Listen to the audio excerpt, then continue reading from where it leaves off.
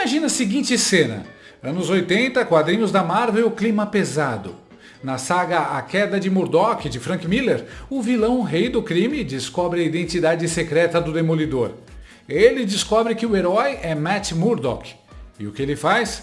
Não parte pro soco, não resolve rápido. Ele decide destruir o homem aos poucos. Mês após mês, vai tirando tudo. Dinheiro, reputação, amigos, sanidade. Uma tortura psicológica metódica, fria, cruel, até ver se o sujeito quebra ou morre por dentro. Agora corta para o Brasil real, troca o quadrinho pelo noticiário, troca o rei do crime por um outro vilão careca, cheio de poder, Alexandre de Moraes. E troca Matt Murdock por Jair Bolsonaro. O roteiro é assustadoramente parecido. Perseguição contínua, crueldade acumulada e escalada de abusos. E agora o clímax, negar socorro médico a um homem preso depois de um acidente. E preso injustamente. Não é mais justiça. É sadismo em capítulos.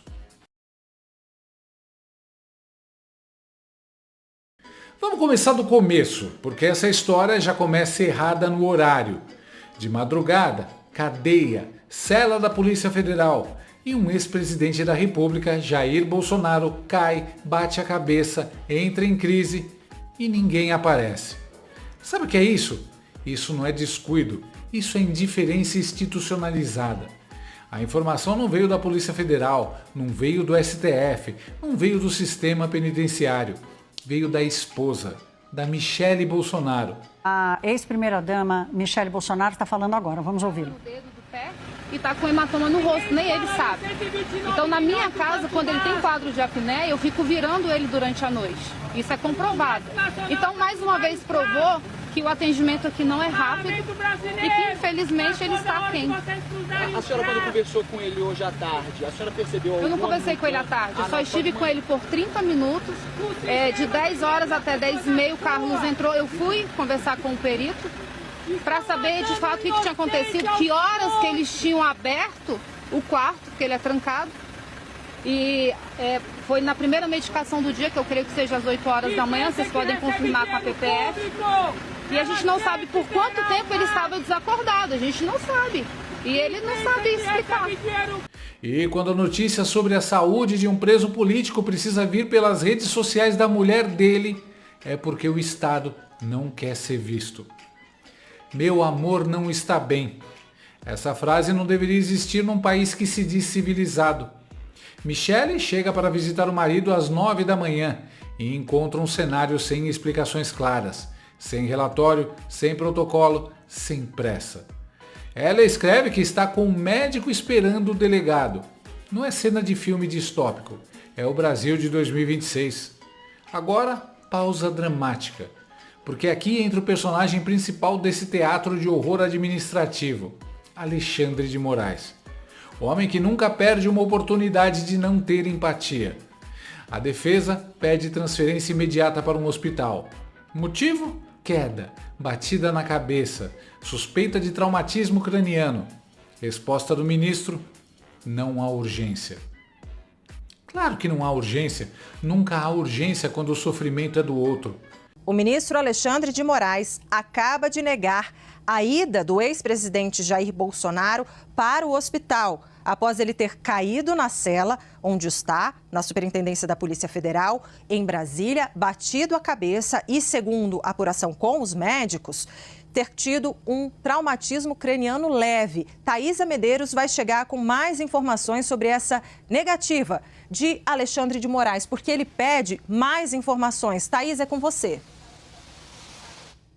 Exatamente, Débora. Em despacho, agora há pouco, o ministro do Supremo Tribunal Federal, Alexandre de Moraes, disse que, conforme a nota da própria Polícia Federal, não há necessidade de remoção imediata do custodiado, no caso, o ex-presidente Jair Bolsonaro, para ser levado para o hospital para realização de exames por conta dessa queda que ele teve na noite de hoje, enquanto dormia, segundo Michele Bolsonaro, por conta de pesadelos e bateu a cabeça, então...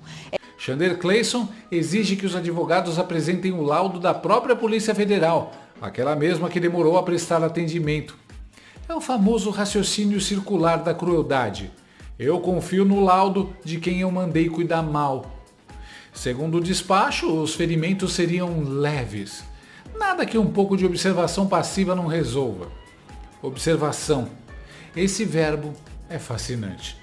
No Brasil do Alexandre de Moraes, o Estado observa, o preso sofre. E se algo der errado, bom, aí já foi observado. A defesa tem direito a exames, desde que previamente agendados. Olha que maravilha, porque traumatismo craniano agora funciona como consulta odontológica. Marca na agenda, se estiver vivo até lá, beleza. E aqui vem um detalhe que muda tudo. Bolsonaro tem 70 anos, cumpre pena em regime fechado desde novembro de 2025.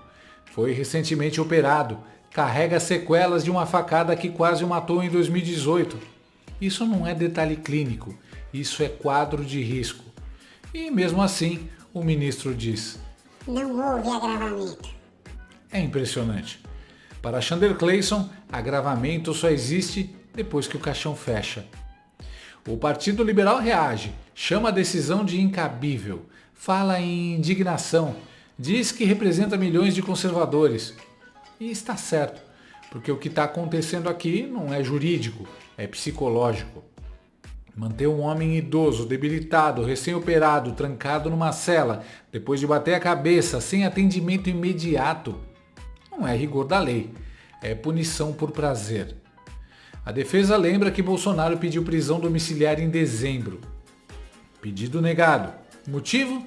Segundo o Chandemar, o quadro era de melhora. Melhora onde? Na planilha da indiferença? Agora, depois da queda, a defesa pede tomografia, ressonância, coisa básica, protocolo médico padrão em qualquer hospital decente. E o sistema responde com silêncio, demora e despacho frio. Bolsonaro caiu enquanto dormia, bateu a cabeça num móvel, a família só soube na visita. Isso é grave, muito grave. O cirurgião Cláudio Birolini fala em traumatismo craniano leve e defende exames hospitalares. E aí entra o que ninguém mais consegue esconder. Isso é tortura. Não é figura de linguagem, não é exagero retórico. É a definição literal dos tratados internacionais. Submeter alguém sob custódia a sofrimento físico ou psicológico evitável. Bolsonaro virou o preso favorito de Chandler Clayson. Não no sentido carinhoso, no sentido perverso. O homem que o ministro não quer soltar, não quer cuidar, não quer aliviar, não quer ver fora da cadeia. E a pergunta é inevitável. Esperando o quê? Um AVC? Uma convulsão? Um desfecho irreversível? Porque quando se nega cuidado médico a alguém vulnerável, o risco é conhecido. Veja o Clezão. E quando o risco é conhecido, a omissão vira intenção.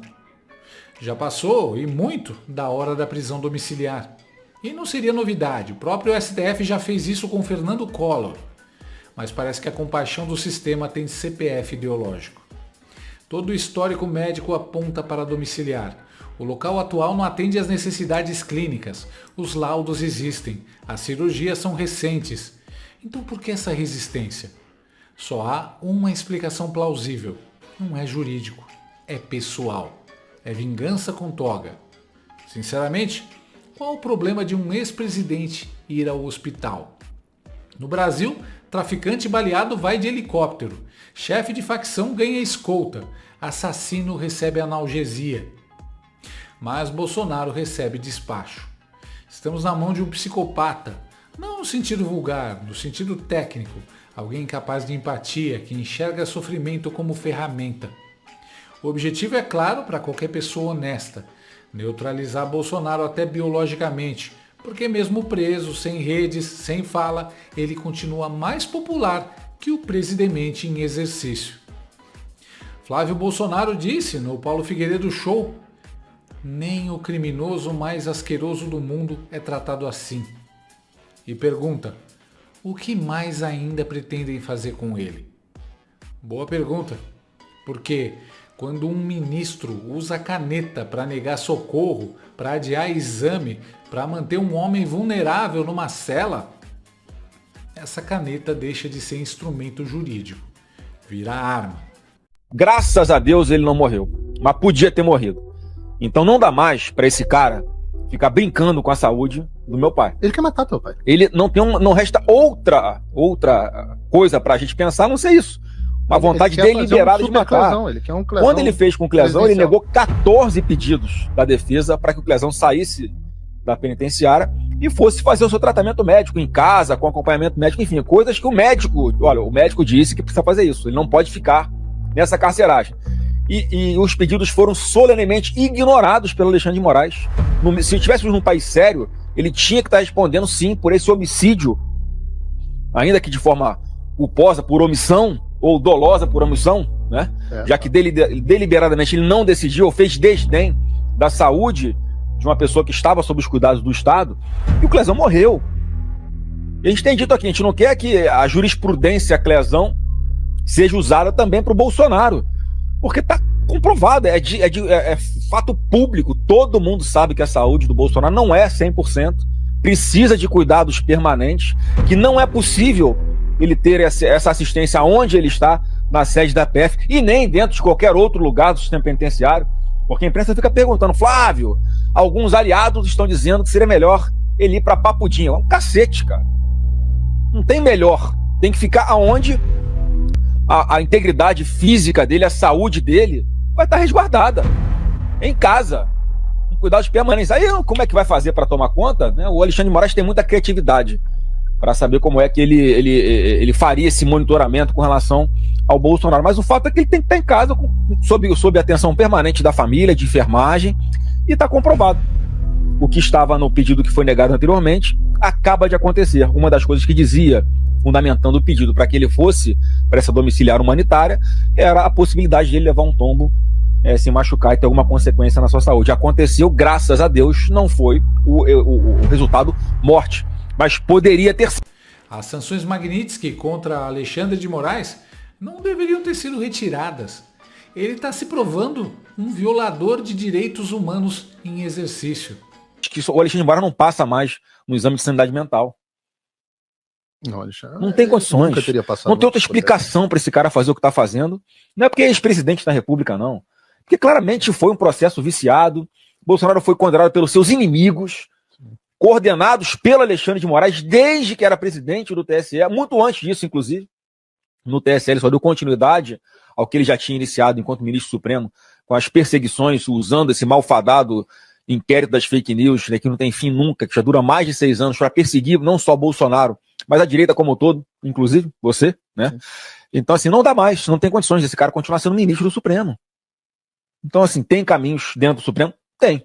Agora, os advogados, eu não estou nos autos, mas eu converso com os advogados, eles ouvem a minha opinião.